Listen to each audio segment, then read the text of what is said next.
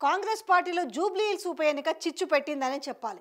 ఎందుకంటే టికెట్ నాకంటే నాకు అని మాట్లాడుతున్న నేపథ్యంలో అంజన్ కుమార్ యాదవ్ మాటలు మాత్రం సంచలనంగా మారినాయి. సో ఇక్కడ జూబ్లీ హిల్స్ ఇన్ఛార్జి మంత్రిగా ఎవరున్నారు? పొన్నం ప్రభాకర్ ఉన్నాడు.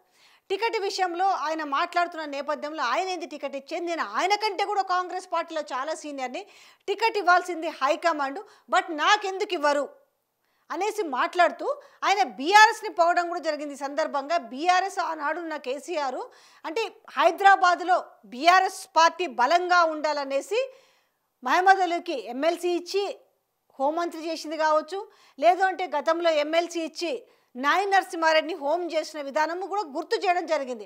అలాంటిది ఇవాళ హైదరాబాద్లో కాంగ్రెస్ పార్టీ పటిష్టంగా ఉండాలంటే నాకు టికెట్ ఇవ్వాల్సిందే అంటున్నాడు అన్నట్టు. నేను సీనియర్నే కదా, నాకెందుకు ఇవ్వరు అన్న, నాకంటే జూనియర్ అయిన పొన్నం ఎలా డిసైడ్ చేస్తారు టికెట్ ఇవ్వాల్సిందే హైకమాండ్ కాబట్టి పిచ్చి పిచ్చి కథలన్నీ మానుకొని నోరు మూసుకోండి అన్న లెవెల్లో ఆయన అల్టిమేటం జారీ చేసిండు. అంతేకాదు మా అంటే ఇంట్లో ఇద్దరికి టికెట్లు అంటారేంటి, అలాగంటే మరి ఉన్న పరిస్థితిలో నుంచి ఎవరెవరికైతే ఇచ్చారో వాళ్ళందరినీ కూడా ఏ కరువు పెట్టుకుంటూ వచ్చారు. కోమటిరెడ్డి బ్రదర్స్ విషయంలో కావచ్చు, ఉత్తమ్ పద్మావతి విషయంలో కావచ్చు, దాని తర్వాత జానారెడ్డి విషయంలో జయవీర్కి అండ్ రఘువీర్కి టికెట్ల విషయంలో కావచ్చు, దాని తర్వాత వివేక్ విషయంలో కావచ్చు, ఇట్లా ఇంట్లలో ఎవరెవరికైతే రెండు మూడు టికెట్లు ఇచ్చారో వాళ్ళందరినీ కూడా ఏ కరువు పెట్టుకుంటూ వచ్చిండు. ఈ విషయంలో నేను తగ్గేదే లేదన్నట్టుగా అంటే కాంగ్రెస్ పార్టీని ఒక విధంగా ప్రశ్నించేసిండు, ఎందుకు ఇవ్వరు నాకు, ఖచ్చితంగా ఇవ్వాల్సిందని. సో రోజు రోజుకు లిస్టు పెరుగుతుంది. మామూలుగా ఏంటి, అధికారంలో లేనప్పుడే పోటీ చేయడానికి ఎంతో తహతహలాడుతుంటారు. ఇక చచ్చి చెడి అధికారంలో ఉన్న పార్టీ ఇక ఇప్పుడు ఏంది, ఓడిపోయిన వాళ్ళందరూ కూడా మళ్ళీ తమ అదృష్టాన్ని పరీక్షించుకోవాలనుకుంటున్నారు. అందులో ఎవరెవరు, ఒకటి వచ్చేసి రంజిత్ రెడ్డి, ఈయన ఎంపీగా పోటీ చేసిండు, రంజిత్ రెడ్డి. 2 మైనంపల్లి హనుమంతరావు, దాని తర్వాత ఈ అంజన్ కుమార్ యాదవ్,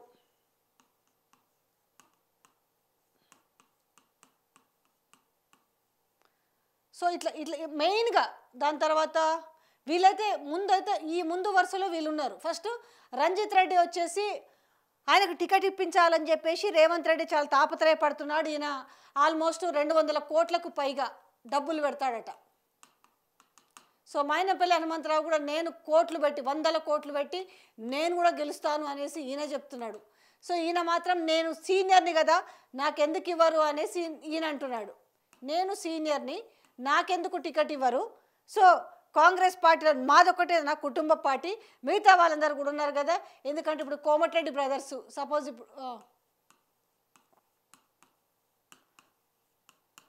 కోమటిరెడ్డి బ్రదర్స్ వీళ్ళు కుటుంబం కదా, 2 ఉత్తమ్ పద్మావతి, మొహమాటం లేకుండా చెప్పుకుంటూ వచ్చింది అన్నట్టు, ఉత్తమ్ పద్మావతి.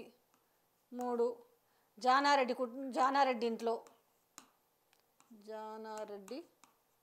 ఇంట్లో 2 కొడుకులు, వాళ్ళిద్దరు కొడుకులు. తర్వాత వివేక్,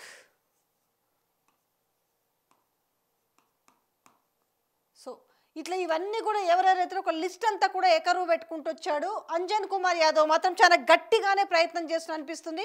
అంటే ఇక్కడ ఏంటంటే పొన్నం ప్రభాకర్ తీసవతల పారేసాడు, నేను సీనియర్ని, ఎవరు పొన్నం ఎవరు టికెట్లు డిసైడ్ చేయడానికి అన్న మాటలు వినిపిస్తున్న నేపథ్యంలో ఆయన చాలా కటువుగానే మాట్లాడడం కనిపిస్తుంది. నేను సీనియర్ని, నాకు ఖచ్చితంగా టికెట్ ఇవ్వాలి, టికెట్ ఇవ్వాల్సింది పొన్నం ప్రభాకర్ కాదు, హైకమాండ్ డిసైడ్ చేస్తుందని చెప్పేసి.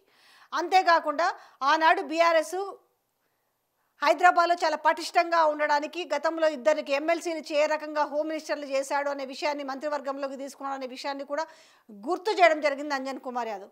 ఇంకొకటి కుటుంబం అంటారు కదా, ఆల్రెడీ కాంగ్రెస్ పార్టీ కుటుంబ పార్టీ కదా, ఆల్రెడీ ఇప్పుడు ఎవరెవరికైతే ఉన్నారో వాళ్ళందరికీ కూడా ఇంట్లో 1 2 3 ఉన్నారు కదా, మరి ఆ కోవలో నన్ను మాత్రం ఎందుకు పాయింట్అవుట్ చేస్తున్నారని ఆయన మాట్లాడుతున్నాడు.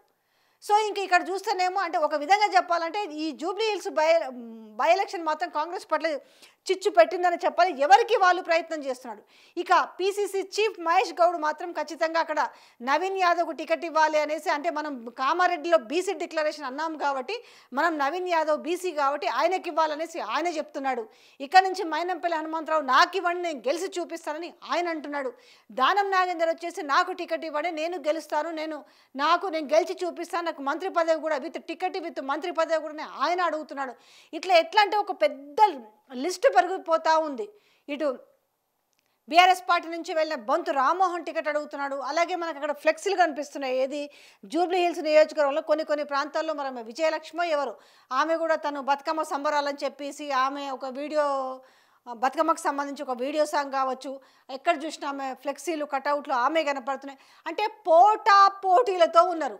అయితే ఈ పోటీ ఎవరి కొంప ముంచబోతుందంటే ఆబ్వియస్లీగా కాంగ్రెస్ కొంప ముంచబోతుంది. ఎందుకంటే ఇందులో ఇంతమంది పోటీ పడుతున్నారు. ఈ పోటీ పడుతున్న నేపథ్యంలో ఒకవేళ ఇప్పుడు సపోజు టికెట్ తీసుకొచ్చి వీళ్ళెవ్వరికి కాకుండా ఇంకో కొత్త వ్యక్తికి ఓ రంజిత్ రెడ్డికి ఇచ్చింది అనుకుందాం. రంజిత్ రెడ్డికి టికెట్ ఇస్తే మిగతా వాళ్ళు ఎవ్వరు కూడా సపోర్ట్ చేయని పరిస్థితి. లేదు అంజన్ కుమార్ యాదవ్ టికెట్ ఇచ్చారు, ఇంకొకరు సపోర్ట్ చేయరు. ఎందుకంటే ఇప్పుడు ఒక డబ్బులున్న వ్యక్తికి టికెట్ ఇస్తే ఇంకో డబ్బులున్న వ్యక్తి ఈయన ప్లస్ చేయాలని చూస్తే ఈయన మైనస్ చేయాలని చూస్తాడు. ఈ రకంగా ఏమవుతుందంటే పోటీలో ఏమవుతుందంటే వాళ్ళని అంటే వాళ్ళే చెప్పుకుంటారు, నాకు కానీ టికెట్ రాకపోతే వచ్చినా నేను 100 కోట్లు ఖర్చు పెడతా, రాకపోయినా కూడా 100 కోట్లు ఖర్చు పెడతాను ఓడిపోవడానికని మాట్లాడుతున్నారట. ఇలాంటి నేపథ్యంలో నిజంగా ఏ రకంగా ముందుకు పోతుంది? నిజంగానే ఈరోజు ఎవరికి ఇచ్చినా అక్కడ టికెట్ గెలిచే అవకాశం ఉందా జూబ్లీ హిల్స్లో? ఆల్రెడీ హైడ్రా మొత్తానికి ఏ రకమైన భయాన్ని క్రియేట్ చేసింది నగరవాసులకు అనేది ఎవ్వరు కూడా మర్చిపోలేదు. బడాబాబుల అన్నీ కూడా పక్కన పెట్టి పేదల ఇండ్లు కూలుస్తున్న భయం ప్రతి ఒక్కరు చూస్తున్నారు. ఇలాంటి నేపథ్యంలో మరి జూబ్లీ హిల్స్లో ఎందుకంటే బస్తీలు కూడా చాలా ఉన్నాయి, పేద ప్రజలు కూడా చాలా ఉన్నారు.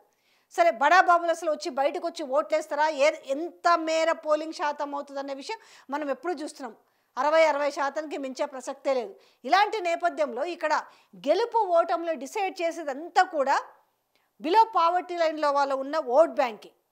సో అందున కాంగ్రెస్ పార్టీ అటు ఢిల్లీ నుంచి వాళ్ళు సర్వేలు చేయించుకున్నా, అలాగే స్టేట్ నుంచి సర్వేలు చేయించుకున్నా, ఏ రకంగా కింద మీద తమ్మిని బిమ్మిని ఎట్లా చేద్దామని సర్వే చేయించుకున్నా కూడా టోటల్గా సో బీఆర్ఎస్ ముందంజలో ఉన్న పరిస్థితి కనిపిస్తుంది. ఈ నేపథ్యంలో అంటే వీళ్ళకి ఎట్లాంటి ఆదేశాలు జారీ చేస్తున్నారంటే కంటోన్మెంట్లో ఏ విధంగా అయితే గెలిచామో ఇప్పుడు అదే విధంగా మనం ఇది ఏమైనా చేసి ఇక్కడ గెలిచి తీరాల్సిందే. ఇక రేవంత్ రెడ్డి చెప్తున్న మాట ఏంటంటే మనము జూబ్లీ హిల్స్లో ఓడిపోబోతున్నాం కాబట్టి ఏమైనా గెలిచి తీరాల్సిందని ఆయన అల్టిమేటం జారీ చేస్తుండు. కానీ ఇంతవరకు ఇక్కడ బీఆర్ఎస్ మాత్రం అభ్యర్థిని ఖరారు చేసింది. వాళ్ళు ఆల్రెడీ క్యాన్వాసింగ్ చేసుకుంటారు, ప్రజల ముందుకు వెళ్తున్నారు. వాళ్ళు అన్నీ కూడా వాళ్ళు భరోసాలు ఇవ్వడం కావచ్చు, లేకపోతే వాళ్ళ ఫ్యామిలీకి ఉన్న క్రెడిబిలిటీ కావచ్చు, వాళ్ళంతా కూడా దాన్ని క్యాన్వాసింగ్లో చెప్పుకుంటూ ప్రజల మద్దతు కోరుతున్నది కనిపిస్తుంది. ఇక్కడ ఇంతవరకు గ్రౌండ్లో బ్యాటిల్లో అసలు క్యాండిడేటే లేడు. వీళ్ళకి అసలు క్యాండిడేట్ని అనౌన్స్ చేయడానికి కూడా, ఎందుకంటే గతంలో మనము కాంగ్రెస్ పార్టీ ప్రతిపక్షంలో ఉన్నప్పుడు చూడొచ్చు బై ఎలక్షన్ల విషయంలో అంటే చివరి దాకా క్యాండిడేట్ని అనౌన్స్ చేయకపోవడము, ఇలాగే కన్ఫ్యూజ్లో ఉండడము, ఓడిపోవడము, డిపాజిట్లు కోల్పోయిన పరిస్థితులు కూడా మనం ఎన్నో సందర్భాల్లో చూసినాం. అది దుబ్బాక కావచ్చు, పర్టికులర్గా దుబ్బాక, హుజూర్ నగర్ ఈ రెండిట్లోనైతే డిపాజిట్లు కోల్పోయిన పరిస్థితి. సో కాబట్టి అదొకటి ఉంది. మునుగోడులో కూడా డిపాజిట్లు కోల్పోయారు. సో ఎవరికి ఇవ్వాలో తెలియదు, ఏం చేయాలో తెలియదు, ఎవరు ఎంత డబ్బులు ఇస్తారో తెలియదు, ఎంత ఖర్చు పెడతారో తెలియదు. ఇవన్నీ ఈక్వేషన్స్ చూసుకునేసరికి సగం కాలం అది తెల్లారిపోతుంటుంది.